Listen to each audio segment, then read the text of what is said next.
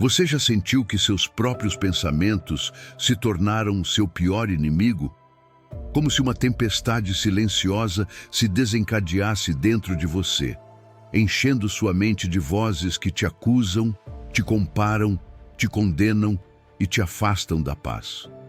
Pensamentos que chegam sem pedir permissão e permanecem, contaminando seu ânimo, roubando sua esperança e te desconectando da verdade que Deus já declarou sobre você. Jesus conhece essa batalha interna. Ele enfrentou e nos deixou ensinamentos poderosos para combatê-la, não com força humana, mas com armas espirituais.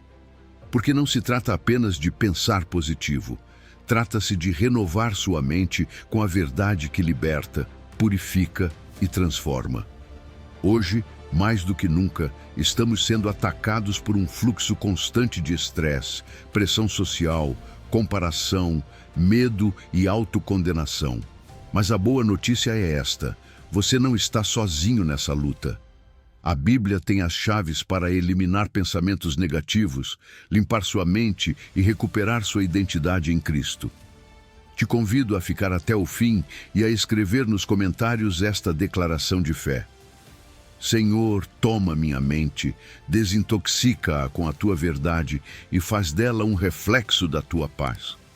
Escreva com intenção, porque hoje começa uma limpeza profunda que impactará todas as áreas da sua vida. Número 1. A batalha pela sua mente. Há uma guerra que não se vê, mas se sente. Não há bombas nem gritos, mas ela pode te deixar paralisado, ansioso, desconectado de Deus e de si mesmo. Essa guerra é travada no silêncio da sua mente, e muitas vezes o inimigo não precisa gritar, basta sussurrar uma mentira. Um pensamento negativo persistente pode se tornar uma fortaleza invisível. Uma frase que você aceitou quando era criança. Uma decepção que nunca foi curada. Uma comparação silenciosa que você faz todos os dias. Esses pensamentos não são inocentes. São estruturas que se levantam contra o conhecimento de Deus, como diz 2 aos Coríntios. São argumentos que, se você não os destruir, eles vão destruir você por dentro.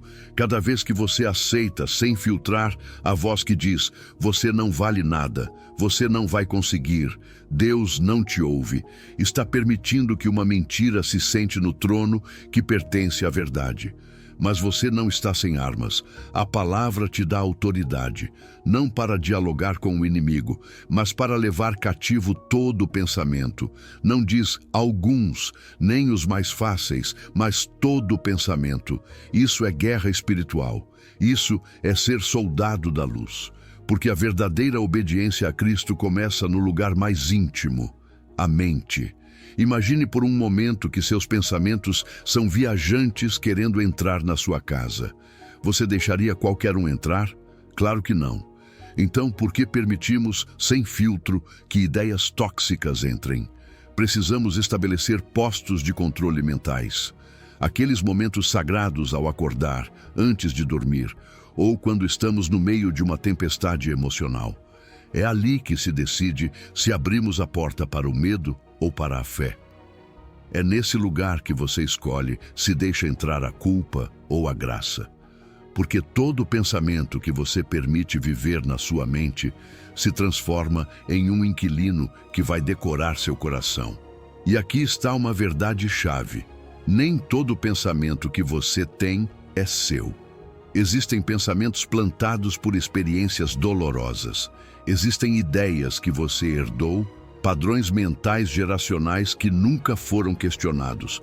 E também existem dardos do inimigo que chegam disfarçados de lógica, como, por exemplo, estou sozinho porque não sou suficiente.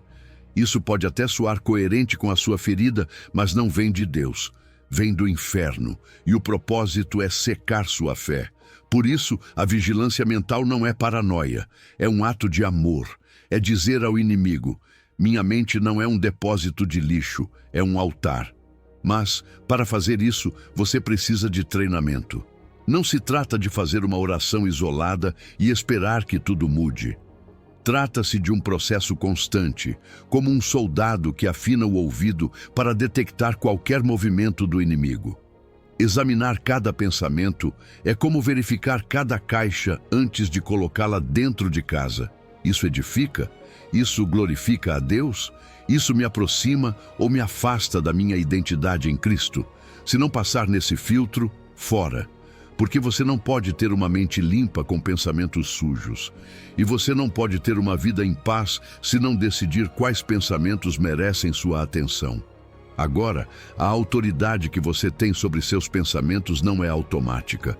Deus te deu, mas é você quem precisa exercê-la.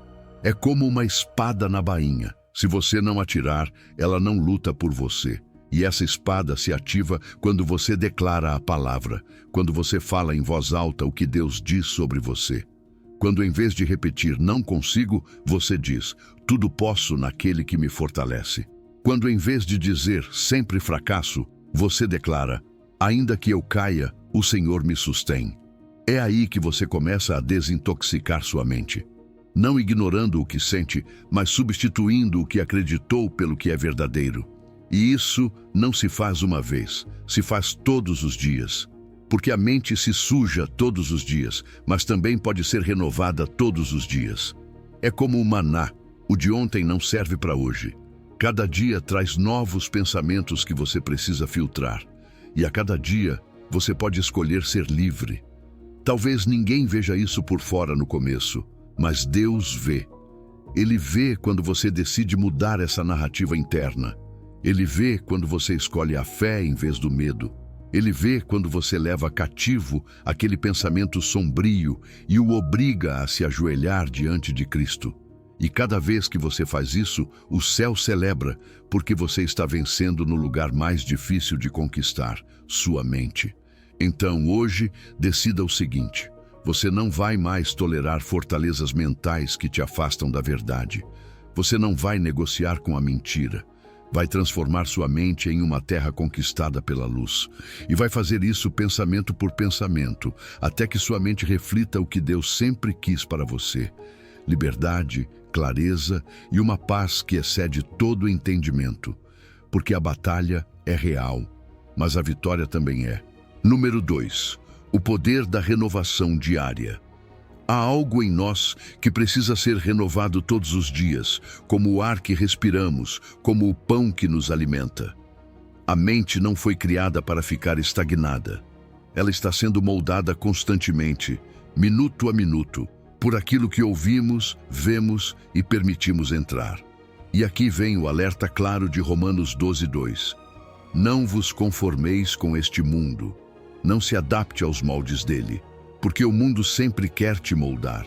Ele te empurra a pensar como todos, a desejar o que todos desejam, a temer o que todos temem. Mas o Espírito Santo te chama para algo mais profundo, a se transformar pela renovação do seu entendimento. Essa transformação não é uma mudança superficial. A palavra original usada aqui, metamorfose, fala de uma conversão profunda, como a lagarta que deixa de rastejar para voar. Não se trata de melhorar um pouco, mas de ser alguém completamente novo por dentro. O mundo quer que você se conforme, mas Deus quer que você se transforme. E como isso acontece? Com uma mente renovada. Não uma mente apenas cheia de informações bíblicas, mas uma mente que permite que a verdade de Deus entre, reorganize o que estava torto e limpe o que estava contaminado. A renovação é diária. Não acontece apenas uma vez. Assim como não basta comer uma vez por mês, também não dá para renovar a mente de forma esporádica e esperar viver em liberdade constante. Cada dia é uma oportunidade para decidir que pensamentos você vai permitir, que conteúdo vai consumir, que verdades vai declarar. Renovar-se é tomar uma decisão ativa, não passiva. Não se trata apenas de eliminar o negativo, mas de substituí-lo pelo eterno. Porque não existe uma opção neutra, ou sua mente se molda ao padrão do mundo, ou é moldada pela verdade do céu. Não há meio termo. E aqui está um ponto-chave que muitas vezes ignoramos. Só depois da renovação é que você pode comprovar a vontade de Deus. Se sua mente ainda estiver nublada pelo barulho do mundo, por pensamentos de escassez, comparação, culpa ou medo, você não conseguirá enxergar com clareza o que Deus quer para você. Por isso há pessoas que oram, pedem direção, mas não conseguem ouvir nada, porque ainda não limparam o canal de recepção.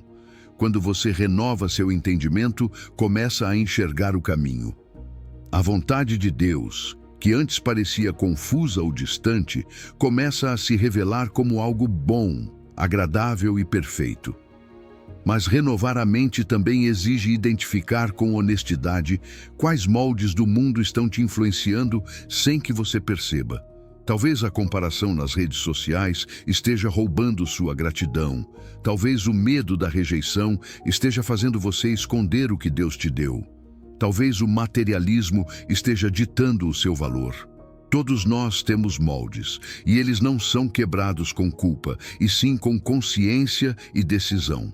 Quando a palavra de Deus se torna o filtro com o qual você avalia seus pensamentos, seus desejos e suas decisões, é aí que começa a verdadeira renovação. E sim, é importante se perguntar com sinceridade: quais pensamentos eu tenho hoje que não tinha há um ano? Como mudou minha forma de interpretar os problemas? Como reajo diante da crítica, do fracasso, da espera? Porque a renovação se nota, não apenas no que você pensa, mas no que você transmite. Existem pessoas que, sem dizer muito, irradiam paz, clareza, domínio próprio. Por quê? Porque têm uma mente renovada. E isso é visível. O mundo percebe quando alguém vive em uma frequência diferente. E mesmo que nem sempre entenda, ele reconhece. Sua mente transformada pode ser o testemunho mais poderoso para alguém que ainda não encontrou a saída do labirinto mental em que vive. E quando chegarem aqueles momentos de sequidão espiritual, porque eles virão, não os interprete como sinal de derrota, mas como um alerta. Muitas vezes, eles são o reflexo de áreas onde ainda nos conformamos com o mundo, onde toleramos pensamentos sem filtrá-los, onde deixamos de alimentar a alma e passamos a nos alimentar apenas do urgente, do externo.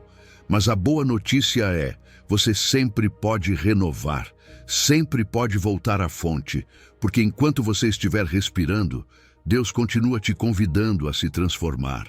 Então, hoje, faça uma escolha consciente. Chega de conformismo mental. Chega de repetir o que todos dizem, temer o que todos temem, viver como se não houvesse um propósito eterno guiando seus passos. Renove o seu entendimento, encha sua mente com a verdade, deixe o Espírito Santo reestruturar sua percepção. Porque quando isso acontece, não é só o seu mundo interior que muda, o mundo também começa a te enxergar de forma diferente. E o mais lindo, você começa a ver a vontade de Deus não como um mistério distante, mas como uma direção viva, clara e pessoal. E então sua mente se torna um reflexo do céu e sua vida um canal de transformação para os outros. Número 3. Detectando pensamentos destrutivos. Existem pensamentos que entram na sua mente sem pedir permissão. Se sentam como se estivessem em casa e começam a falar com uma voz convincente. Eles não gritam, não se apresentam como inimigos, mas aos poucos vão roubando sua paz, enfraquecendo sua fé e envenenando sua percepção. Você já percebeu isso? Um pensamento não tem corpo, mas pode controlar sua energia, sua atitude e suas decisões. Por isso, a palavra de Deus, em Filipenses 4:8, nos dá uma orientação clara, um filtro divino. Pense no que é verdadeiro, honesto, justo, puro, amável, de boa fama, virtuoso e digno de louvor. Nisso pensai. Isso não é apenas um conselho positivo, é uma estratégia espiritual para proteger sua mente do desgaste invisível provocado pelos pensamentos destrutivos. Muitos acham que ter pensamentos negativos é normal, e em parte é. Mas normal não é o mesmo que saudável. Existem pensamentos que parecem razoáveis, até responsáveis, como: e se eu não conseguir? Preciso estar preparado para o pior. provavelmente vai dar errado como antes. Esses pensamentos se disfarçam de realismo, mas não passam pelo filtro de Deus, porque mesmo sendo comuns, não são verdadeiros no sentido bíblico. Eles não refletem a esperança, a promessa, a redenção, nem o poder transformador que Deus colocou à sua disposição. Se você não aprender a filtrar esses pensamentos, sua mente se torna um campo minado. Tudo parece incerto, pesado, ameaçador. E é aí que começa a intoxicação mental. A mente funciona como o estômago. Ela processa o que você alimenta. Se você a enche de lixo o dia inteiro, não pode esperar clareza, paz ou direção. Por isso, esse versículo é mais que poesia espiritual. É um sistema de escaneamento, uma lista de verificação mental que deveríamos usar diariamente. Cada vez que um pensamento aparece, faça perguntas. Você é verdadeiro, honesto, justo, puro? Se você não consegue responder sim, com certeza, a cada uma dessas perguntas, esse pensamento não merece hospedagem. E não basta rejeitá-lo. Você precisa substituí-lo. Porque a última parte do versículo diz: nisso pensai. Não se trata apenas de eliminar o que é tóxico, mas de alimentar o que é saudável. De transformar a meditação no que é bom em um hábito ativo, não em uma reação ocasional. É aqui que entra a prática espiritual diária. Parar várias vezes ao dia e perguntar: no que estive pensando na última hora? Muitas vezes, só percebemos tarde demais que estávamos ruminando culpa, ansiedade, crítica ou medo. E fazemos isso sem perceber, como quem respira sem pensar. Mas aquilo que você respira te afeta. Assim também são seus pensamentos. Por isso, é sábio estabelecer pausas, momentos de consciência, onde você interrompe o piloto automático e avalia se seus pensamentos refletem o céu ou o ruído do mundo. Essa pausa não é fraqueza, é domínio próprio. A palavra grega usada por Paulo para pensai implica cálculo, avaliação deliberada. Não é sobre sentir, é sobre decidir o que você vai contabilizar como válido. É uma ação intencional. Você é o administrador da sua mente. Você tem autoridade para rejeitar e tem responsabilidade para selecionar. E o mais bonito é que quanto mais você praticar esse filtro, mais rapidamente vai reconhecer os pensamentos destrutivos. Vai começar a perceber padrões, há pensamentos que sempre te visitam pela manhã, ou logo depois de falar com certas pessoas, ou quando navega nas redes sociais. Ao identificá-los, eles não te pegam mais de surpresa, eles não te arrastam, porque você os vê chegando, e então você pode decidir, pode dizer: isso não é verdadeiro, isso não edifica, isso não se alinha com o que Deus diz sobre mim, eu não aceito. Isso não é censura religiosa, é liberdade espiritual. Você não está sendo escravo do pensamento positivo. Você está escolhendo a verdade. E cada pensamento que você rejeita por não passar pelo filtro de Deus, abre espaço para que uma nova verdade entre e transforme sua maneira de ver, viver e sentir. É como abrir as janelas para deixar entrar o ar fresco depois de respirar fumaça. É como tirar os óculos sujos para enxergar claramente o rosto de Deus e o propósito que Ele tem para você. Então, hoje, não apenas anote esse versículo. Pratique-o, escreva, memorize, use como espelho. Não permita que qualquer pensamento fique morando em você. Nem todos merecem. Você foi chamado para pensar naquilo que tem valor eterno, que cura, que edifica, que revela a bondade de Deus. Porque quando os seus pensamentos se alinham com a verdade dele, sua mente se limpa, sua alma respira e sua vida começa a refletir o céu na terra. Número 4. A fortaleza da palavra. Existe uma razão profunda pela qual o salmista escreveu: guardei a tua palavra no meu coração para não pecar contra ti.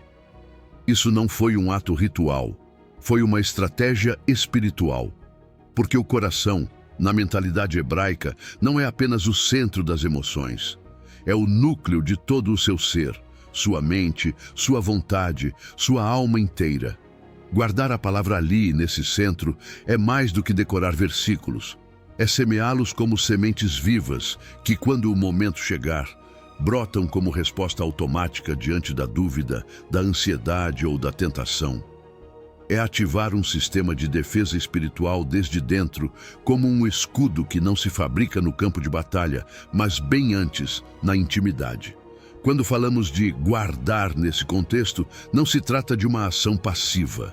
No hebraico original, essa palavra carrega o sentido de valorizar, custodiar, proteger algo que é inestimável.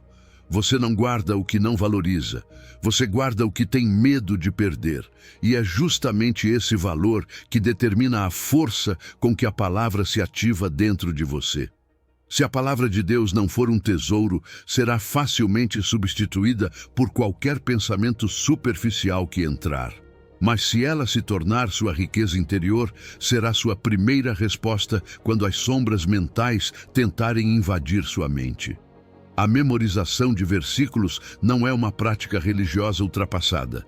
É um ato de guerra proativa, é encher o depósito antes da seca, porque quando chegam os pensamentos tóxicos, quando a mente se obscurece, não há tempo para buscar consolo no Google ou nas redes sociais.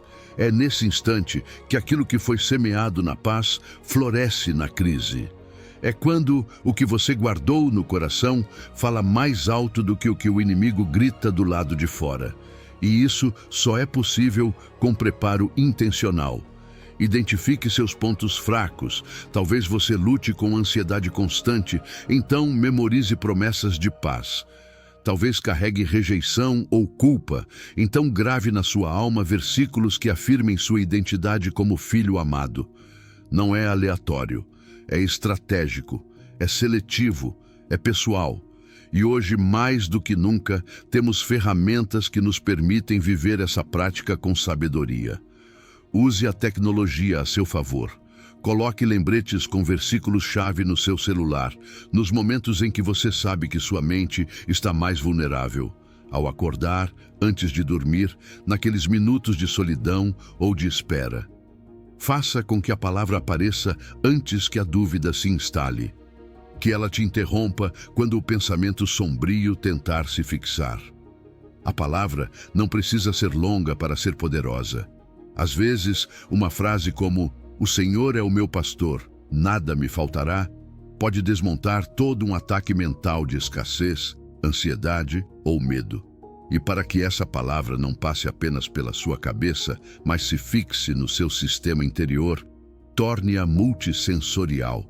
Escreva-a em um caderno, desenhe uma imagem que a represente, repita em voz alta, grave com sua própria voz e escute enquanto caminha ou se arruma. Quanto mais você envolver seus sentidos, mais profundamente ela se enraiza em você. E ela não fica apenas na memória. Ela começa a fazer parte da sua perspectiva, do seu vocabulário, das suas decisões. Você começa a pensar na linguagem de Deus, a processar a vida com base em sua verdade, não com base na sua dor. E não se esqueça disso. Os versículos que você memoriza em tempos de calma serão seu refúgio em tempos de tempestade. Porque quando a tempestade vier, já será tarde demais para começar a construir o abrigo. Você precisa ter a palavra dentro de você, gravada, acessível, viva. Por isso, não espere estar em crise para buscar um versículo. Faça isso hoje. Crie o que poderíamos chamar de seu menu escritural. Tenha promessas prontas para momentos de ansiedade, para dias de rejeição, para tentações, para decisões. Que cada área vulnerável tenha seu antídoto preparado. Porque o que você guarda no coração se torna sua resposta automática. E talvez o mais poderoso de tudo isso seja entender que memorizar a palavra não é uma tarefa para agradar a Deus. É um presente que você dá a si mesmo. É permitir que o software da sua mente seja escrito na linguagem do céu. É permitir que, quando o ruído vier, a voz de Deus seja mais forte. E quando isso acontece, a mente se limpa, os pensamentos se alinham e a vida começa a florescer com uma paz que não depende do externo, mas do que vive dentro de você. Porque não há nada mais poderoso do que uma mente cheia da palavra viva de Deus. Número 5. Paz que excede todo entendimento. Existe um tipo de paz que não se aprende em livros, nem se encontra em férias, nem depende de quanto dinheiro você tem guardado. É uma paz que não se pode explicar, mas se pode sentir. Uma paz que não faz sentido lógico, mas tem um poder transformador. Filipenses 4:6 fala exatamente sobre isso. Uma paz que excede todo entendimento. E não se trata de uma paz emocional passageira, mas de uma proteção mental e espiritual que atua como um escudo em meio ao caos. Não é que os problemas desaparecem, é que dentro de você se ativa um silêncio sagrado que não responde ao mundo, mas ao céu. Deus não diz, tente não se preocupar. Ele diz, não andeis ansiosos por coisa alguma. É uma ordem, não porque ignore nossas emoções, mas porque ele sabe que a ansiedade contínua intoxica a alma, rouba a clareza, enche a mente de suposições, de futuros que ainda não existem, de pressões que Deus nunca pediu que carregássemos. E a solução que ele oferece não é complexa, é prática, direta, poderosa. Sejam conhecidas diante de Deus todas as vossas petições pela oração e súplica com ações de graças. Em outras palavras, transforme tudo em oração. Leve a Deus antes que crie raízes na sua mente. Não esconda, não processe sozinho. Derrame e faça isso com gratidão antecipada. Agradeça mesmo sem ver, porque quem confia já agradece. Essa é a chave. A ansiedade enfraquece quando praticamos o que chamamos de derramamento sagrado. Assim que você identificar uma preocupação, não a racionalize, não a negue. Entregue-a a Deus, ali mesmo, em voz baixa ou alta, em pensamento ou num suspiro. Não deixe esse pensamento negativo girar na sua mente como um redemoinho. Tire-o e apresente-o, porque se você esconder, ele se fortalece, mas se entregar, ele se dissolve. Essa entrega é o maior ato de confiança que você pode fazer. E quando você faz isso, algo sobrenatural acontece. A paz de Deus desce como uma nuvem suave e guarda seu coração. Protege seus pensamentos, não como um calmante emocional, mas como um sentinela celestial. A palavra grega usada para guardará significa vigiar como um soldado em posição defensiva. Deus não coloca a paz como uma emoção passiva. Ele coloca como uma força ativa, uma guarda atenta que não permite que pensamentos tóxicos penetrem no seu interior. Isso é o que muitos não entendem. A paz de Deus não é frágil, é firme. Não é um escapismo da realidade, é um refúgio em meio à tempestade. E quando você experimenta, você sabe, porque se sente fisicamente. Seu corpo respira diferente, seus ombros relaxam, sua mente desacelera. É como se a alma encontrasse um quarto seguro para descansar, mesmo com o mundo ainda tremendo lá fora. E aqui está o mais extraordinário. Essa paz não vem quando tudo melhora. Ela vem quando você ora.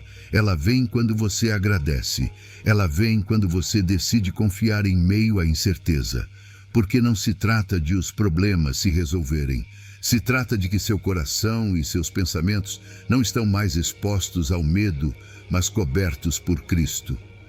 A promessa não é ausência de conflito. É presença de proteção, e isso é mais que suficiente. Na verdade, é o que mais desejamos, mesmo sem saber sempre como pedir. A alma cansada não precisa de explicações, precisa de descanso. E esse descanso está disponível quando você decide entregar, em vez de carregar. Agora pense nisso. Sua paz pode ser o testemunho mais poderoso para alguém que está observando sua vida. Porque o mundo entende a felicidade quando tudo vai bem, mas ele se surpreende quando vê alguém no meio da dor, com calma, com direção, com uma fé que não se abala. Essa paz inexplicável atrai. É como um ímã, porque revela uma fonte que não está no humano, e essa fonte é Cristo. reinando não apenas no seu coração, mas também na sua mente. Então hoje, em vez de resistir à ansiedade com força própria, decida entregá-la. Torne isso real, torne isso constante. Pegue esse pensamento que já está rondando sua mente há dias e coloque-o agora mesmo diante de Deus. E enquanto faz isso, agradeça, não pelo que você já tem, mas pelo que confia que virá. Porque quando você ora com essa confiança, ativa o movimento invisível do céu sobre sua vida. E então, você sentirá aquilo que muitos procuram e poucos encontram. Uma paz tão profunda que não pode ser explicada, apenas vivida. E essa paz será seu escudo, seu refúgio, sua arma mais poderosa na batalha contra os pensamentos negativos. Número 6. O antídoto contra a preocupação. Existem cargas que não se veem, mas que te curvam por dentro. Pensamentos que se acumulam como pedras invisíveis, uma após a outra, até que tudo parece pesado. O dia, a mente, o corpo, a alma. E sem perceber, você está se afogando nas suas próprias preocupações.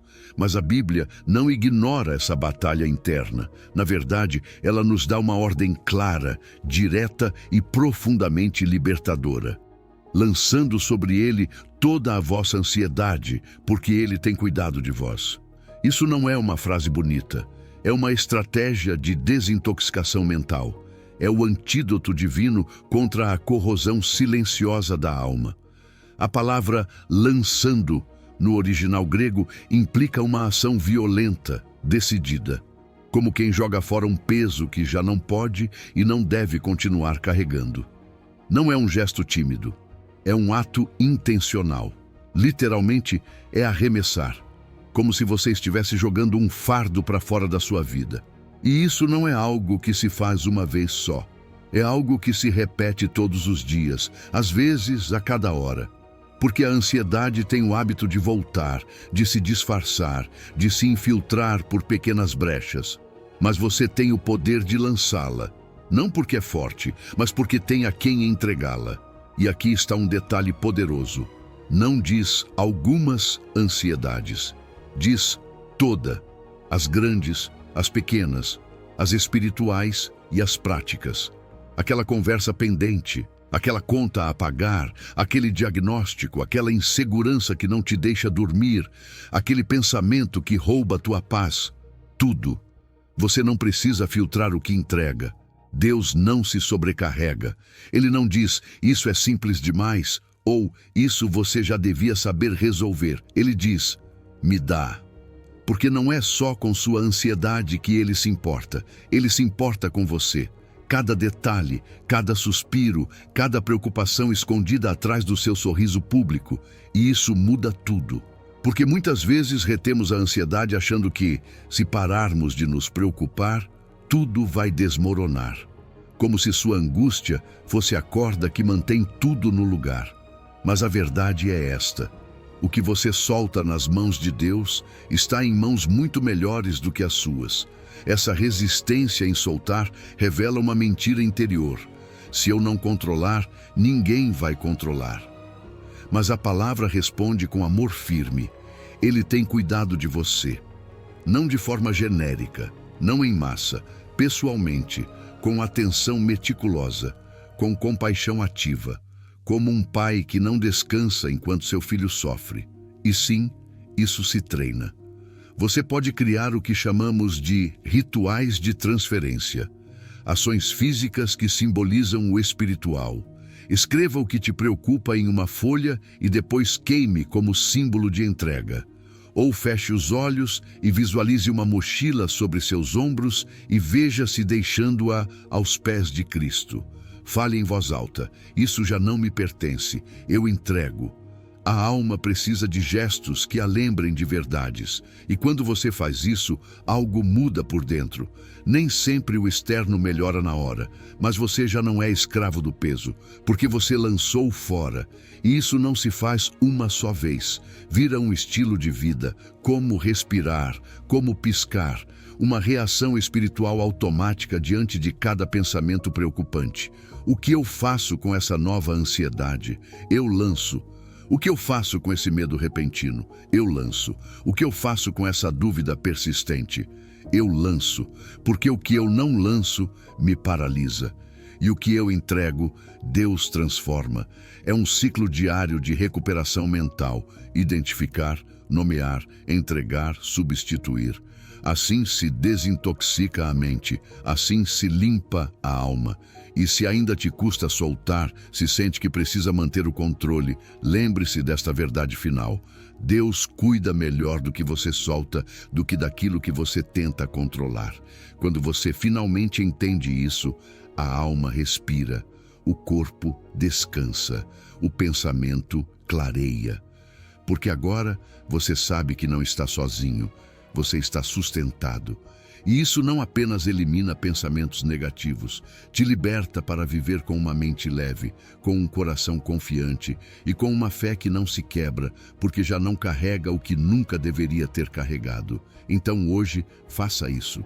Escolha soltar, escolha confiar, escolha viver com a paz de quem aprendeu a entregar. Porque quando você solta suas cargas, Deus começa a agir. E aquilo que parecia sua maior preocupação se transforma no seu maior testemunho. Número 7. Da comparação à gratidão.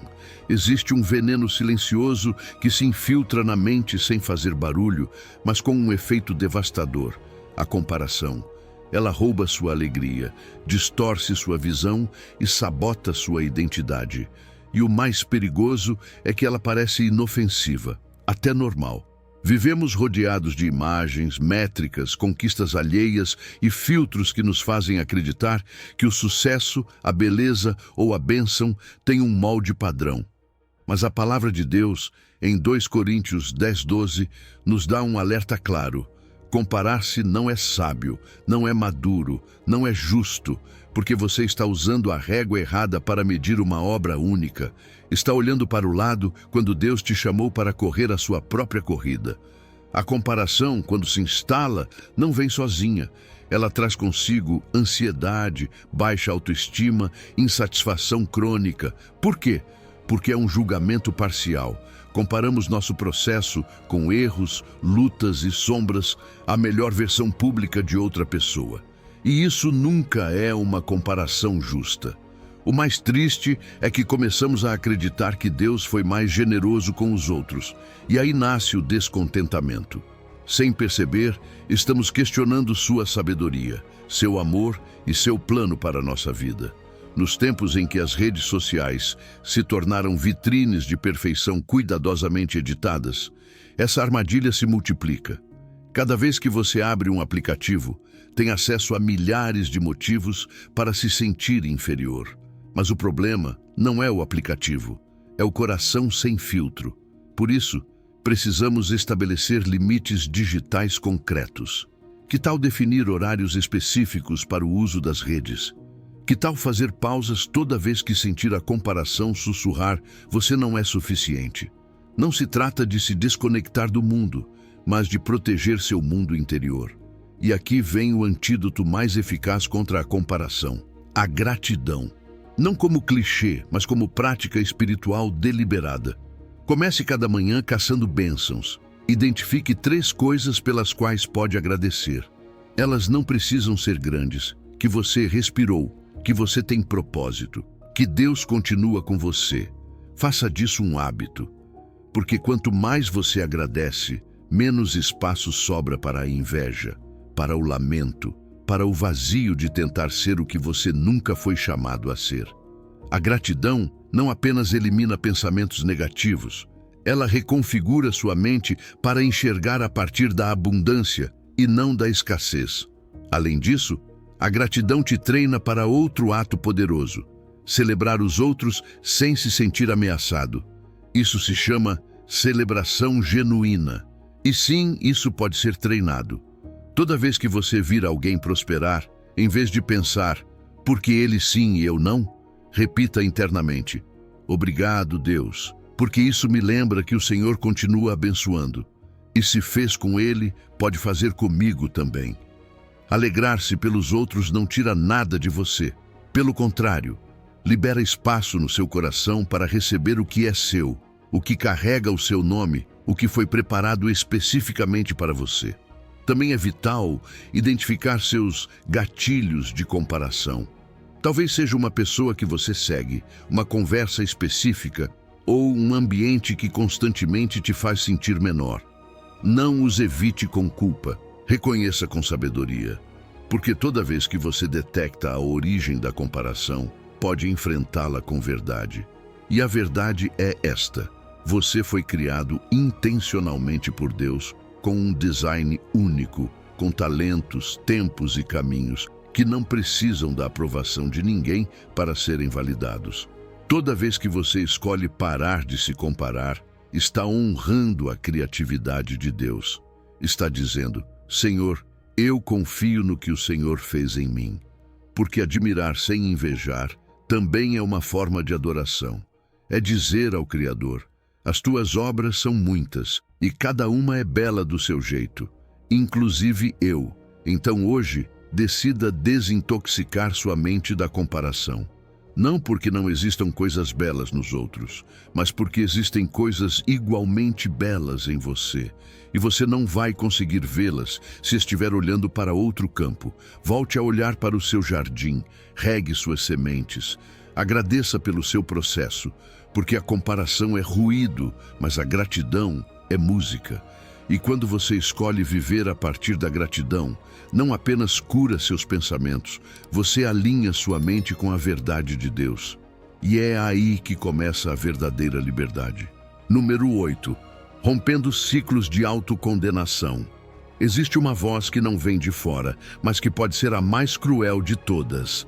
Uma voz que não grita, sussurra, e que a cada sussurro repete: você não é suficiente, você falhou de novo, você nunca vai mudar. Essa voz não vem de Deus. Essa é a voz do acusador. A voz que usa seus erros como correntes, suas fraquezas como argumento e seu passado como prisão. E quando essa voz se instala, ela intoxica sua mente, te afasta da esperança, te mantém preso em ciclos de autocondenação. Mas Romanos 8 rompe esse ciclo com uma única declaração: agora, pois, nenhuma condenação há para os que estão em Cristo Jesus. Nenhuma, não um pouco, não às vezes, nenhuma. Essa palavra é absoluta, total, radical, porque a condenação não tem direito legal sobre quem está em Cristo. Não porque você seja perfeito, mas porque você está posicionado naquele que é. Esse versículo não fala de sentimento, fala de identidade. Diz: para os que estão em Cristo Jesus. Não se trata de como você se sente, mas de onde você está. E se você está nele, está livre. Não por méritos seus, mas pelo sangue que te cobre. Não pelo que você fez hoje, mas pelo que ele fez na cruz. Mas há algo ainda mais profundo. Condenação e convicção não são a mesma coisa. E se você não souber distingui-las, vai continuar fugindo daquele que pode te transformar. A condenação é vaga, generalizada, esmagadora, faz você se sentir culpado sem mostrar saída. Só repete que você não presta, que sempre tropeça, que nunca está à altura. Mas a convicção é obra do Espírito Santo. Ela é específica, mostra claramente o que está errado, mas com esperança de restauração. A condenação te afasta de Deus. A convicção te aproxima da graça. A condenação paralisa. A convicção redireciona. Por isso, toda vez que você sentir um pensamento te acusando, faça uma pergunta simples: esse pensamento me aproxima de Deus ou me afasta? Se te afunda em vergonha, se te faz sentir indigno de orar, de adorar, de se aproximar, então não vem de Deus, porque o Espírito não opera a partir do castigo, mas da transformação. E a transformação só acontece quando você permanece na presença dele, não quando foge dela. A verdadeira liberdade da condenação não é desculpa para continuar no mesmo erro. Muito pelo contrário. O texto diz: para os que não andam segundo a carne, mas segundo o Espírito. A graça não enfraquece seu desejo de mudança, ela o fortalece. Porque quando você sabe que não está sendo condenado, você para de se esconder. E quando você para de se esconder, pode começar a ser curado. Só quando você entende que não será rejeitado por falhar, é que se atreve a olhar de frente para o que precisa ser transformado. A graça não te deixa no chão. Ela te levanta e te ensina a andar de novo. Agora pense nisto. Muitos cristãos vivem sob condenação interna mais severa do que qualquer julgamento externo. Às vezes, Deus te perdoa, as pessoas te perdoam, mas você não se perdoa. E aí começa o ciclo tóxico, porque você julga seu passado com dureza, ignorando que Deus já deixou isso para trás. Precisamos aplicar a nós mesmos a mesma graça que pregamos, a mesma compaixão que oferecemos aos outros. Porque se você não fizer isso, vai continuar vivendo como alguém culpado, mesmo já tendo sido declarado livre. E se você quer romper com esse ciclo, comece identificando a origem dessa voz. Muitas vezes, ela vem de feridas antigas, de palavras que alguém te disse na infância, de fracassos mal processados, de expectativas religiosas mal compreendidas. Mas a cruz foi suficiente, e você não está em julgamento, está em Cristo. Essa é sua posição. E a partir daí, você pode começar a construir uma mente saudável. Uma mente que não se castiga, mas que se alinha com a voz do Espírito. Uma mente que substitui a acusação pela verdade. Porque todo pensamento negativo que nasce do julgamento precisa ser enfrentado com a verdade do Evangelho. Você é perdoado, você é amado, você está sendo transformado. E aqui está a paradoxal beleza divina. Quando você realmente crê que não há condenação para você, algo muda. Você se liberta do medo do castigo, se abre para o processo, para de fingir que está tudo bem e começa a crescer de verdade. Porque a graça que não te condena é a mesma que te transforma, não por pressão, mas por amor, não por culpa, mas por identidade. E esse amor perfeito lança fora todo medo, inclusive o medo de não ser suficiente, inclusive o medo de falhar de novo, porque agora você sabe, você não caminha para ser aceito, você caminha porque já é. E essa certeza desintoxica a mente como nada mais pode fazer. Número 9. O poder das suas palavras. Suas palavras não apenas descrevem o que há dentro de você, elas também têm o poder de criar a realidade interna e externa em que você vive. O provérbio é claro e direto. A morte e a vida estão no poder da língua. Isso não é uma metáfora exagerada, é uma verdade espiritual profunda. Cada vez que você fala, especialmente quando fala consigo mesmo, você está plantando sementes que darão fruto. E esse fruto é você quem vai comer, ninguém mais. Aquilo que você sussurra para si quando ninguém está ouvindo, isso é o que mais molda sua alma. Porque o diálogo interno é a conversa mais longa que você terá em toda a sua vida. Não é opcional, é constante.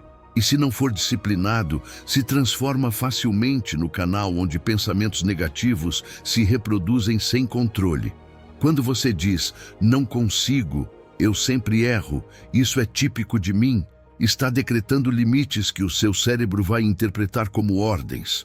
Não é só emoção, é direção. Suas palavras ativam estruturas neurais que começam a buscar confirmação daquilo que você acabou de declarar. E isso se torna uma profecia autorrealizável. Não porque você não é capaz, mas porque construiu uma narrativa que te aprisiona. Por isso, este versículo bíblico não é apenas um aviso, é também um convite. Reconheça o poder da sua língua e use-a para a vida. A palavra hebraica traduzida como poder também significa autoridade delegada. É como se Deus dissesse, eu te entrego uma chave para edificar ou destruir com o que você fala. Use com sabedoria. E isso começa com a forma como você se trata nos momentos difíceis. Você se anima ou se derruba. Você se lembra de quem é em Cristo ou repete a acusação do inimigo como se fosse sua identidade? Porque muitas vezes o pior carrasco não é o que os outros dizem sobre você. mas o que você mesmo decide repetir sem questionar. É aqui que entra a prática das declarações criativas. Não se trata de repetir frases vazias de autoajuda, mas de tomar promessas bíblicas e torná-las sua voz diária. Por exemplo, em vez de dizer "não sirvo para isso", declare "sou criação de Deus, equipado para boas obras". Quando se sentir fraco, em vez de dizer "não aguento mais", repita "tudo posso naquele que me fortalece". Essas declarações não negam a realidade externa, mas reprogramam sua resposta a partir de uma verdade superior. Esse processo tem uma estrutura. Primeiro, consciência. Escute sua voz interna com atenção. Que tipo de coisas você repete diariamente? Depois, vem a interrupção. Decida não permitir que os mesmos discursos negativos continuem circulando sem resistência. Em seguida, a substituição. Escreva uma nova frase alinhada com a verdade bíblica que confronte essa mentira. E, por fim, a repetição. Faça isso repetidamente até que se torne seu novo idioma interior. Não é mágica, é renovação mental ativa baseada na palavra de Deus. Você também pode estabelecer contratos verbais consigo mesmo, ou seja, compromissos conscientes de como vai se falar quando as coisas não saírem como o esperado. Algo como: quando eu falhar, vou me lembrar de que o fracasso não define meu valor e que cada queda faz parte do processo. Escreva, leia em voz alta, ensine sua mente a não reagir com autodestruição automática. Ensine-a a curar, a construir, a falar como Cristo falaria com você. Com verdade, sim, mas também com esperança, porque é importante lembrar: Deus nunca fala com desprezo. Ele nunca diz "você sempre erra, você não presta, desista". Essa não é a voz dele. O Espírito Santo convence, corrige, guia, mas nunca condena nem humilha. Então, por que permitimos que essas frases se tornem nosso vocabulário mental diário? Toda vez que você adota um tom duro, cruel ou cínico consigo mesmo, está ouvindo um impostor. E você não foi chamado para viver ouvindo mentiras. Imagine por um momento que cada palavra que você diz ou pensa sobre si mesmo cai como semente no terreno mais fértil da sua mente. O que você está plantando? Vida ou morte? Porque cedo ou tarde, aquilo que você semeia vai brotar. E é você quem vai colher. O fruto das suas palavras vai te acompanhar por onde for. Então, faça com que esse fruto seja doce, edificante, cheio de verdade e de graça. Não fale a partir da sua ferida, fale a partir da sua redenção, do seu propósito, do seu design divino. Você pode desintoxicar sua mente começando por limpar sua língua, não com filtros artificiais, mas com alinhamento espiritual. Fale o que Deus diz, pense como Ele pensa e verá, pouco a pouco, sua realidade interna se alinhar com a promessa que a vida, sim, vida em abundância, no poder da sua boca. Número 10. Identidade e propósito divino. Você é uma obra de arte. Não pelo que faz, não pelas conquistas, mas porque foi criado pelo artista supremo com uma intenção específica. Efésios 2:10. Não é apenas uma afirmação bonita, é uma redefinição profunda da sua identidade. Diz que você é feitura dele, e a palavra original usada aqui é poema, de onde vem a palavra poema. Isso significa que você não foi fabricado em série, nem é fruto do acaso. Você foi escrito com propósito, forma, ritmo e beleza. Sua existência é, em si, uma declaração de criatividade divina. E o mais transformador é isto: seu propósito não começa com o que você faz, mas com quem você é em Cristo. Primeiro vem o somos, depois o para. Pare de acreditar que seu valor é medido pelos seus resultados. O propósito não é algo que você fabrica, é algo que você descobre. Não foi criado por você. Deus já o preparou de antemão. O que você faz com sua vida deve ser consequência de entender o que você já é pelo design celestial. Essa revelação elimina camadas de pensamentos negativos como não sirvo para nada, não sou suficiente, não sei o que fazer da minha vida. Quando você conhece sua origem, deixa de buscar validação externa, e esse é o começo de uma mente livre da contaminação. Deus não te deixou ao acaso. As boas obras que você deve realizar foram preparadas antes, ou seja, Deus sonhou com você nos detalhes antes que você respirasse pela primeira vez. Isso significa que não existe mais ninguém que possa fazer exatamente aquilo para o qual você foi criado. Não importa quantos talentos outra pessoa tenha, o seu chamado é seu e carrega sua marca espiritual. Mas aqui vem uma verdade que você precisa assimilar. O plano de Deus se descobre caminhando. Para que andássemos nelas, não é uma frase passiva, é um convite ao movimento. Você não recebe o mapa completo antes de começar.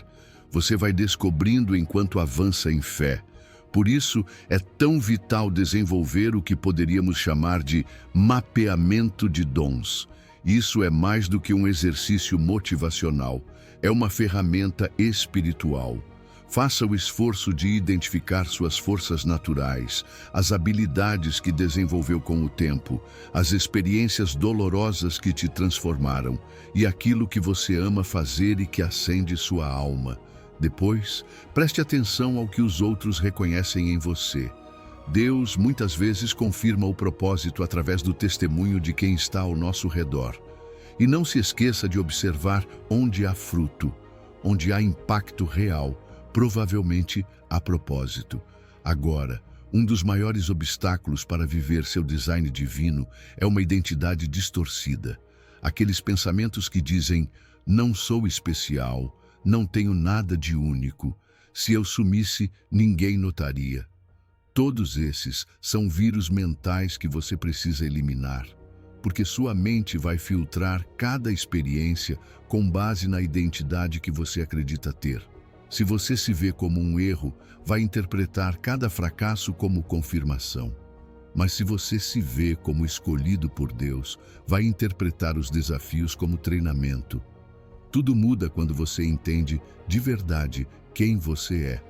A identidade em Cristo não apaga sua personalidade, ela a limpa, a restaura, a alinha com a intenção original. E quando isso acontece, você descobre que não precisa imitar ninguém. Só precisa se expressar como quem você foi criado para ser. A autenticidade em Cristo não é desordem, é o reflexo puro da arte dele em você. E dessa autenticidade, o propósito se torna inevitável. Uma prática poderosa é a biografia futura. Escreva uma carta vinda do futuro, como se você já tivesse vivido o propósito que Deus sonhou para a sua vida. Descreva como você foi usado para abençoar, curar, transformar, criar. Escreva com os olhos do Criador, que vê sua história completa. Esse exercício alinha sua autopercepção com a visão dele e te ajuda a identificar quais pensamentos atuais estão sabotando esse destino. Nunca se esqueça disso. O inimigo não precisa te destruir se conseguir te convencer de que você não vale nada. Basta plantar pensamentos errados sobre sua identidade para paralisar todo o resto. Mas toda vez que você rejeita uma mentira sobre o seu valor, está defendendo o design sagrado que carrega por dentro. Está preservando uma obra de arte que ainda está em construção, mas que já é preciosa para o coração de Deus.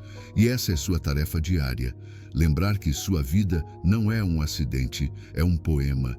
E cada pensamento que reafirma essa verdade é mais um verso perto do propósito completo para o qual você foi escrito. Número 11. Transcendendo o medo. O medo não faz parte daquilo que Deus colocou em você. Não vem do céu. Não é uma ferramenta do Espírito. Está claro em 2 Timóteo 1,7. Porque Deus não nos deu o espírito de covardia, mas de poder, de amor e de domínio próprio. Esse versículo não é poesia, é uma declaração de identidade. Quando o medo paralisa sua mente, enche você de pensamentos sombrios, te sabota sempre que está prestes a avançar, você precisa se lembrar disso. Esse medo não te pertence, Não foi parte do seu design original. É um invasor. E se não veio de Deus, você não precisa aceitá-lo como algo normal. O medo, quando se instala, não apenas te paralisa. Ele transforma sua percepção. É como um filtro nos seus olhos. Ele aumenta os perigos, os erros, as chances de fracasso. E, ao mesmo tempo, diminui seus recursos, sua fé, sua experiência, sua capacidade. Por isso, não basta apenas querer sentir coragem. É preciso substituir o medo pelo que Deus realmente colocou dentro de você. O texto nos dá 3 antídotos: poder, amor e domínio próprio. Poder, não como força física, mas como dunamis, no original grego. É uma capacidade sobrenatural, uma potência interior que te capacita a fazer o que humanamente você acreditava que não podia. Não se trata de fingir segurança, mas de acessar o poder que já está em você por meio do Espírito Santo. O segundo recurso é o amor. E por que o amor é essencial para vencer o medo? Porque o medo sempre grita: algo ruim vai acontecer. Mas o amor perfeito, como diz João 4,18, lança fora o medo. Quando você sabe que é amado, sustentado, acompanhado, sua alma descansa. Você não reage mais a partir do abandono ou da rejeição, mas a partir de uma certeza: Deus está comigo. E se Ele está comigo, quem será contra mim? O amor muda sua motivação. Você deixa de agir por medo de fracassar e passa a agir por desejo de crescer, por propósito, por obediência. Isso transforma tudo. E o terceiro é o domínio próprio. Nem sempre se fala muito disso, mas ele é vital. O domínio próprio é o que te dá controle interno quando tudo ao redor está em desordem. É a capacidade de não se deixar levar pela emoção do momento, pela pressão do ambiente ou pela voz do medo. É o que te mantém firme, mesmo quando o coração está tremendo. E o mais lindo, também é fruto do Espírito. Você não precisa produzi-lo sozinho, pode cultivá-lo em comunhão com Deus. Quanto mais você treina o domínio próprio, mais clara será sua mente nos momentos de crise. E isso te posiciona para agir, não a partir do pânico, mas a partir da direção divina. Uma ferramenta prática que você pode começar a usar hoje é o Diário de Vitórias. Toda vez que você enfrentar algo que te dava medo e fizer mesmo assim, anote. Descreva o que sentiu, o que pensou e como Deus te sustentou. Com o tempo, esse diário vira um arquivo de evidências, porque o medo sempre volta com as mesmas mentiras. Você não consegue, vai ser igual antes, você vai falhar de novo. Mas quando você tem evidência escrita, pode responder com verdade: aqui eu venci, aqui eu avancei, aqui Deus me sustentou. O medo precisa ser desmentido, não apenas resistido. Você também pode aplicar a técnica de exposição progressiva. Se um medo parece gigante, não fuja, divida. Comece com pequenas ações que te aproximem do enfrentamento. Se você tem medo de falar em público, comece falando para uma pessoa, depois para 3, depois para 5. Cada passo é uma semente de coragem. Porque coragem não é ausência de medo, é mover-se apesar do medo. Cada vez que você avança, mesmo que sua voz esteja tremendo, você está se fortalecendo espiritualmente. Está reprogramando sua resposta emocional, está fazendo da coragem um hábito e não uma exceção. E não faça isso sozinho. Falar sobre seus medos com pessoas de confiança enfraquece o poder deles. A escuridão se alimenta do silêncio, mas quando você verbaliza seu medo e o coloca à luz, ele perde 50% da força. Deus não te chamou para enfrentar batalhas em solidão. A comunidade também faz parte da cura. Às vezes, você precisa que alguém te lembre do que você esqueceu em meio ao medo, que você ainda tem poder, que você ainda é amado, que você ainda tem domínio próprio. Então hoje, em vez de deixar que o medo dite seu dia, decida enfrentá-lo com o que Deus já colocou dentro de você. Você não precisa esperar se sentir pronto. A fé não espera segurança emocional. A fé se move e a segurança vem no caminho. Porque toda vez que você escolhe avançar com medo, mas não pelo medo, você está renunciando a uma vida limitada pelos seus temores e está abraçando a identidade que Deus declarou sobre você: valente, capacitado, amado e cheio de domínio próprio. Essa é a mente que se liberta. Essa é a mente que se desintoxica. Essa é a mente que avança. Número 12. Purificando o coração. Sua mente não pode ser limpa se o seu coração continuar sujo. E isso não é apenas uma metáfora espiritual, é uma realidade prática. Provérbios 4:23 deixa isso claro. Sobre tudo o que se deve guardar, guarda o teu coração, porque dele procedem as fontes da vida. Essa não é uma sugestão, é uma prioridade absoluta. Mais importante do que cuidar das suas finanças, dos seus relacionamentos, da sua reputação ou do seu corpo, é cuidar do seu coração, porque tudo o que sai de você começa ali. Pensamentos, decisões, palavras, atitudes, sua paz, sua ansiedade, sua alegria, sua confusão, tudo flui dessa fonte interior. E se essa fonte estiver contaminada, todo o resto será afetado. E quando a Bíblia fala de coração, não está se referindo apenas às emoções. No hebraico, o coração é o centro do seu ser, sua mente, sua vontade, suas intenções, seus desejos mais profundos. É o núcleo onde se processam os pensamentos e se incubam as ações. Se você permitir que ele se encha de resíduos, o que vai fluir para a sua vida será confuso, turvo, desordenado. É como ter uma nascente de água e deixar o lixo se acumular na raiz. O que você vai beber já estará contaminado antes mesmo de chegar à boca. Por isso, esse ensinamento é poderoso para eliminar pensamentos negativos e desintoxicar sua mente. Porque o pensamento não começa na cabeça, começa no coração. Aquilo em que você crê, aquilo que alimenta, aquilo que tolera no seu interior, mais cedo ou mais tarde, se transforma na voz que você escuta o dia inteiro. Se você não guardar seu coração, sua mente será invadida por vozes estranhas, por emoções sem filtro, por argumentos destrutivos que não têm nada a ver com o que Deus diz sobre você. Guardar o coração não é um ato passivo. Não é desejar pureza e esperar que tudo o que é impuro vá embora sozinho. É vigilância ativa. É estabelecer limites. É dizer não a certas conversas, a certos conteúdos, a certas pessoas, não por orgulho, mas por preservação. É reconhecer que tudo o que você vê, ouve e permite entra na sua fonte. Que o que entra pelos olhos ou pelos ouvidos se instala no coração. E uma vez lá, começa a gerar fruto, bom ou ruim. Por isso é vital fazer auditorias espirituais, revisar com honestidade o que você está consumindo, de que você está se alimentando emocional e mentalmente, e qual o efeito disso na sua vida interior. A contaminação do coração não acontece por uma grande queda, mas por pequenas concessões diárias. Aquela série que você tolera mesmo sabendo que distorce sua visão. Aquela música que você repete mesmo sabendo que alimenta uma ferida. Aquele relacionamento que não edifica, mas que você mantém por hábito.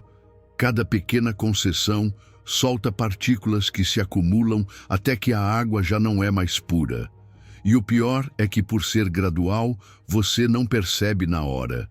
Mas um dia, você se dá conta de que não sente vontade de orar, que sua mente está dispersa, que sua fé esfriou, e você não sabe o porquê.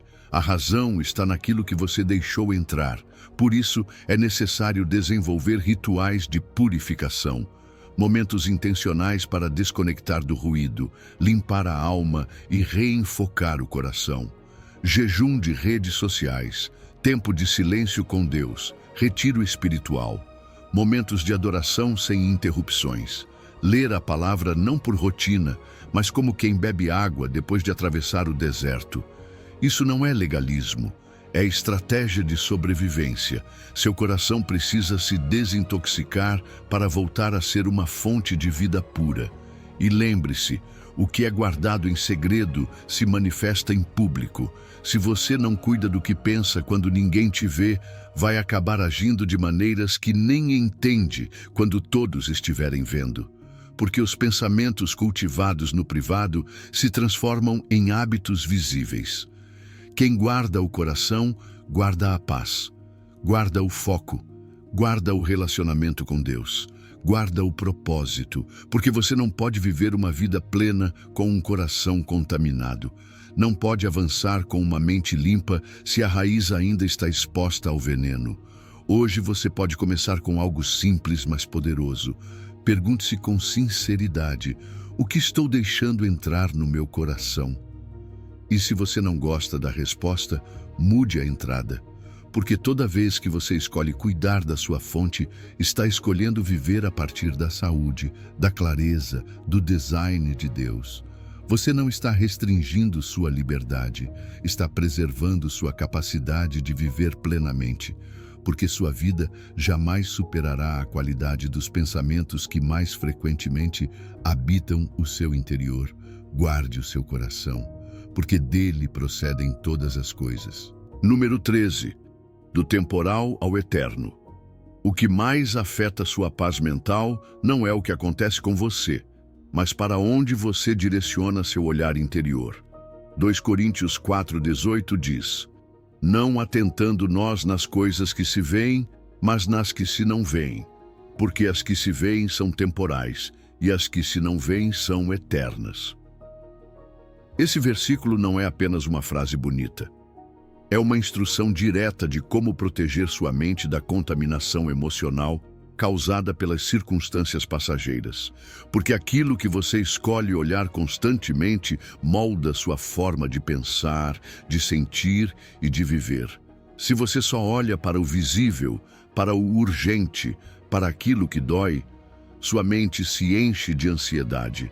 Mas se você escolhe olhar para o eterno, para o invisível, para aquilo que Deus já prometeu, sua alma se estabiliza, mesmo que o mundo esteja desmoronando ao seu redor. Esse foco não é automático. A Bíblia diz não atentando, como uma ação deliberada. Significa que você precisa tomar uma decisão diária, o que vai observar, em que vai se concentrar, que tipo de pensamentos vai permitir entrar e permanecer. Porque as coisas visíveis, seu problema financeiro, aquele relacionamento complicado, aquela notícia inesperada, são reais, mas são temporárias. Têm data de validade, não vão durar para sempre. Mas se você se apega a elas com toda a sua atenção, acaba dando a elas mais poder do que realmente tem.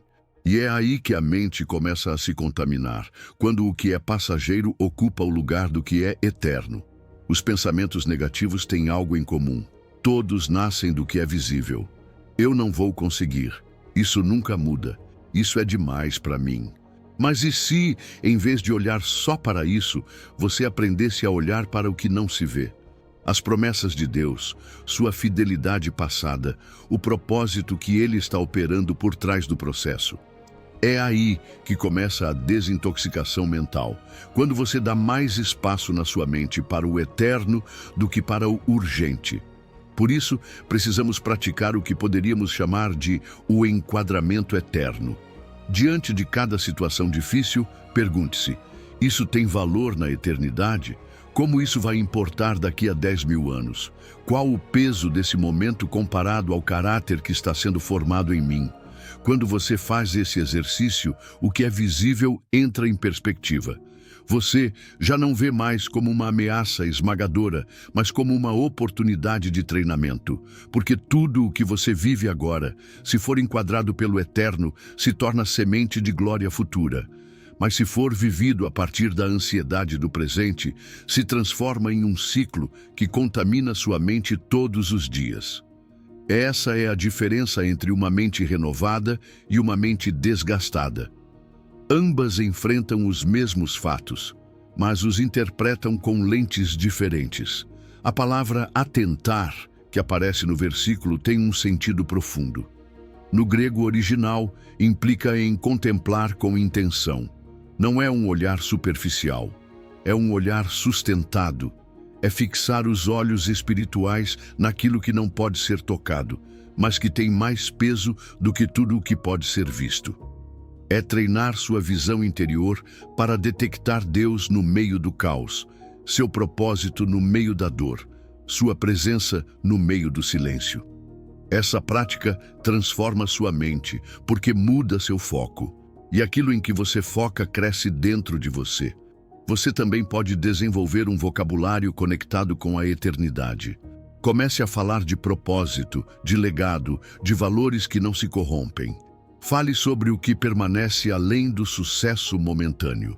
Lembre-se de que toda crise também é uma oportunidade. Você pode escolher se vai focar na ansiedade do instante ou no fruto eterno que pode nascer exatamente daquele momento. Ninguém disse que seria fácil, mas é possível.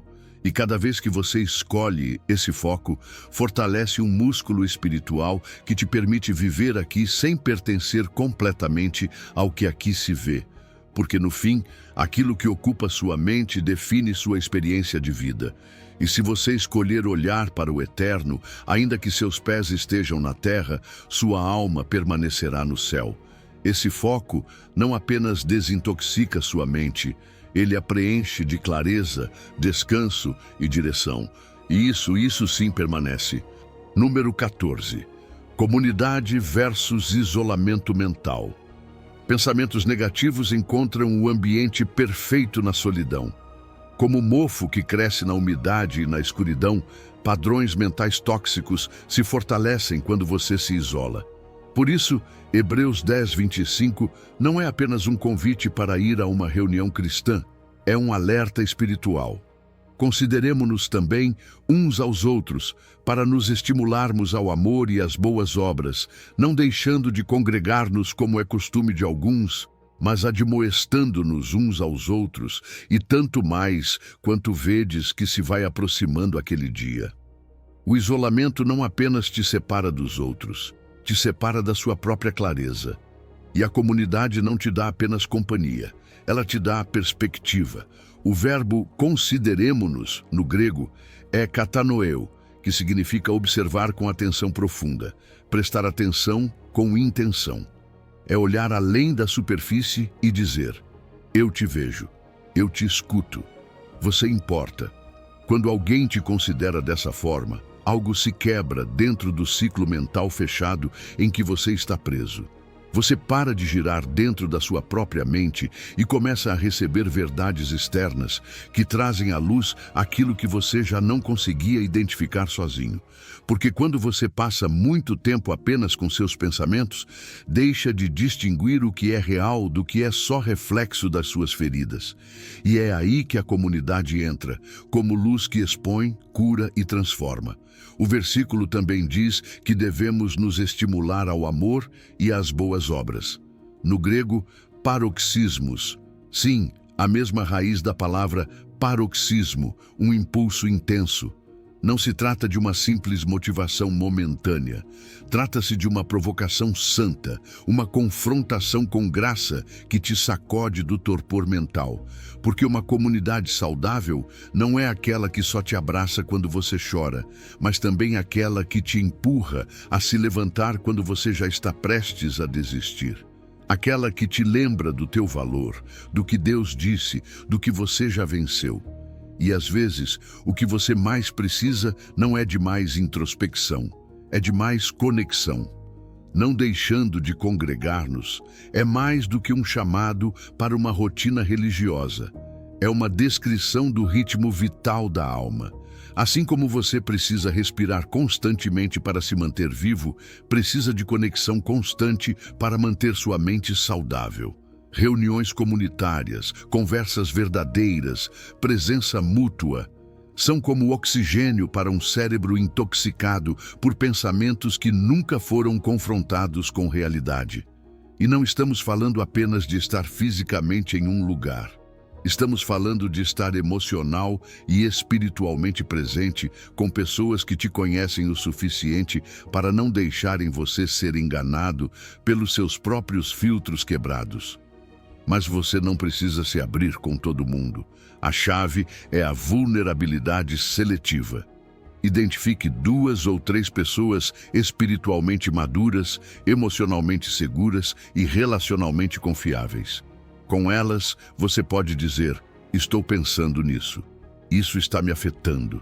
Isso está sendo difícil para mim. Porque muitas vezes o que você precisa para desmontar uma mentira que se fortaleceu na sua mente é simplesmente dizê-la em voz alta em um ambiente de graça. A confissão tira o pensamento sombrio do esconderijo, o expõe à verdade e enfraquece seu poder.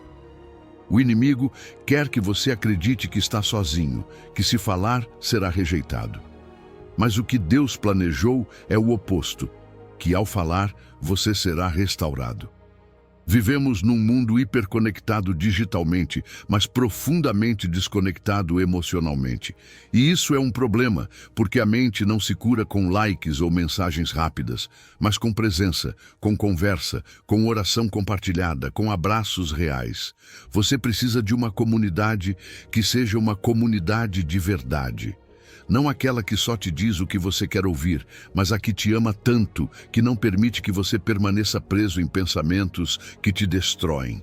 Porque todos precisamos de lembretes, todos precisamos de correções com amor, todos precisamos ser vistos, ouvidos e afirmados, especialmente quando estamos mais frágeis por dentro. E a urgência disso é real. O versículo termina dizendo: e tanto mais quanto vedes que se vai aproximando aquele dia. Você sabe o que isso significa? Que quanto mais escuros os tempos se tornam, mais intensa deve ser nossa conexão. Não menos, não depois. Não só quando tudo estiver bem. Agora. Porque o isolamento não apenas te enfraquece, ele te desconecta da sua missão. Te rouba a clareza, te rouba o foco. Te torna mais vulnerável à ansiedade, à depressão, a pensamentos que não vêm de Deus.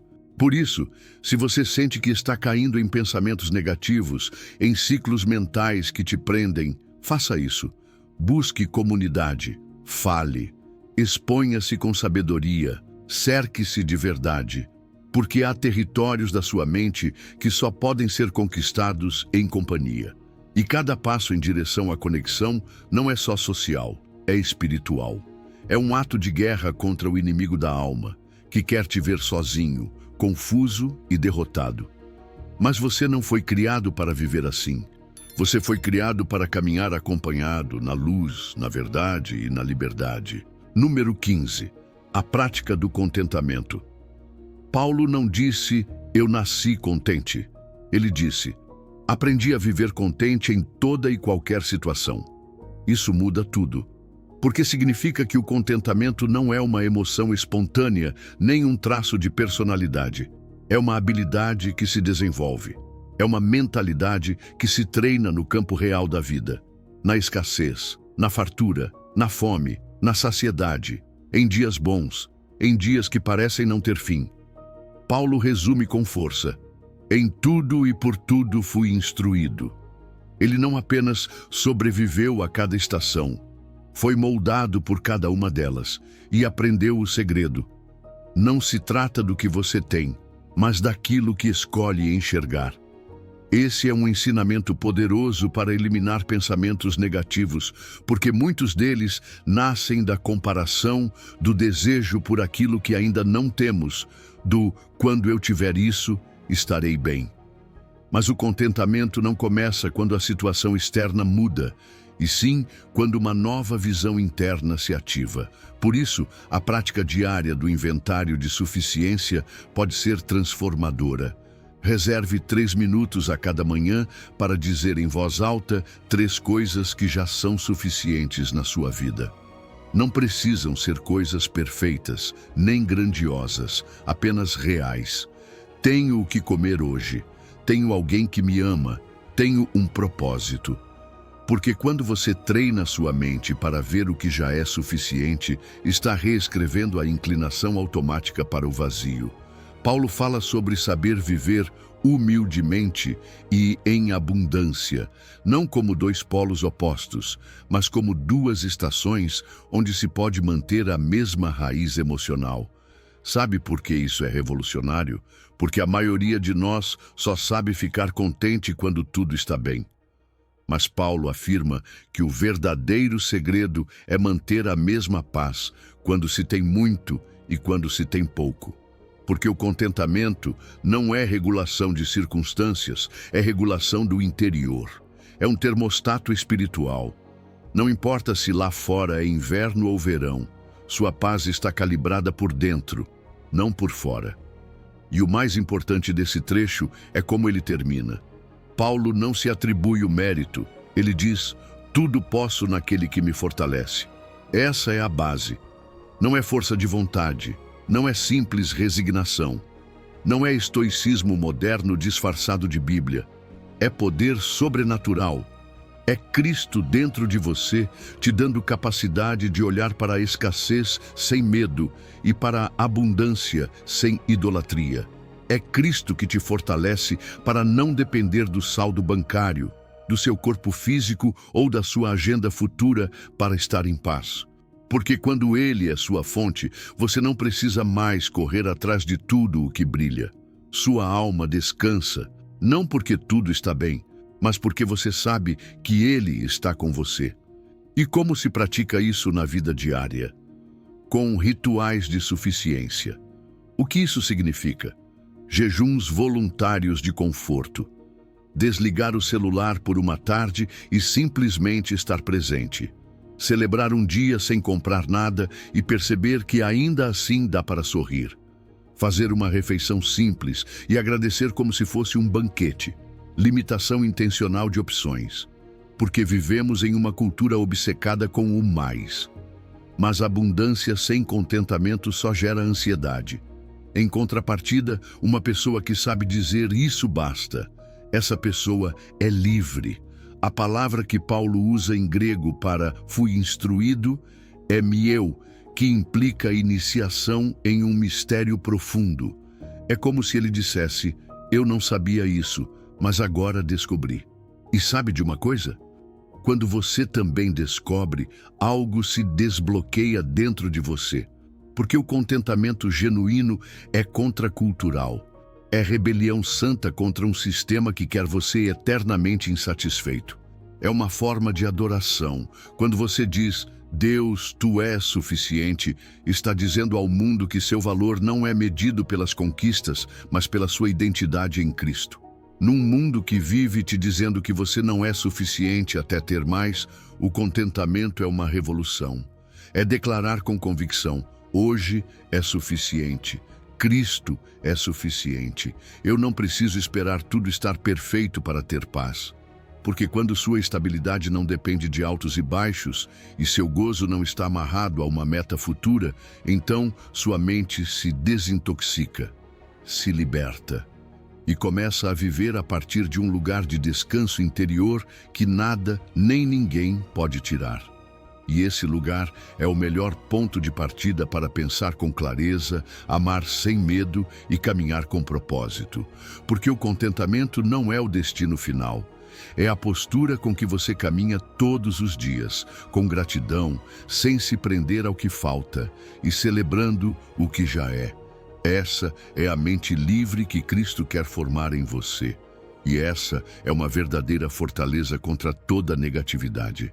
Agora você sabe que não está condenado a viver preso em ciclos de pensamentos sombrios, que sua mente não é um campo de batalha perdido, mas um território sagrado que Deus quer reconquistar com você, pensamento por pensamento. Cada verdade que você ouviu hoje não é teoria, é ferramenta. Cada versículo, cada princípio, cada estratégia espiritual é um convite para assumir o controle e alinhar sua mente com o céu.